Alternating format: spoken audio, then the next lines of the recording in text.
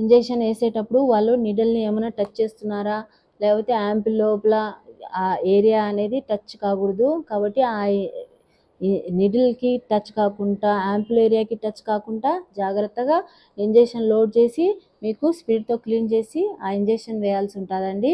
ఆ ఇంజెక్షన్ వేసేటప్పుడు మళ్ళీ వెనక్కి లాగి చూడాల్సి ఉంటుంది. ఎందుకంటే కండరాల ఇంజెక్షన్ వేసేటప్పుడు బ్లడ్ రాకూడదండి. బ్లడ్ వస్తే అది నరంలో ఉంది అని అర్థం.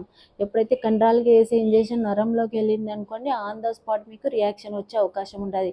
మీకు రియాక్షన్ వచ్చిందనుకోండి, వాళ్ళు కూడా ఏం చేయలేని పరిస్థితిలో సడన్ హార్ట్ అటాక్ వచ్చింది అని చెప్పడం అనేది జరుగుతుంది. కాబట్టి ఖచ్చితంగా వెనక్కి లాగి ఒకవేళ బ్లడ్ ఉంటే ఆ ఇంజెక్షన్ అనేది ఆ నీడిలు అవి అంతా కూడా మెడిసిన్ అంతా పడేసి మళ్ళీ ఇంకొకటి కొత్తది లోడ్ చేసుకొని మళ్ళీ ఇంజెక్షన్ వేయాల్సి ఉంటుంది. కాబట్టి వెనక్కి లాగి చూడాలి. ఇంకా ఏంటంటే లోపల బోన్కి తగిలింది అనుకోండి, సూది వేసేటప్పుడు కొంచెం ముందరికి జరిపి ఇంజెక్షన్ వేయాల్సి ఉంటుంది.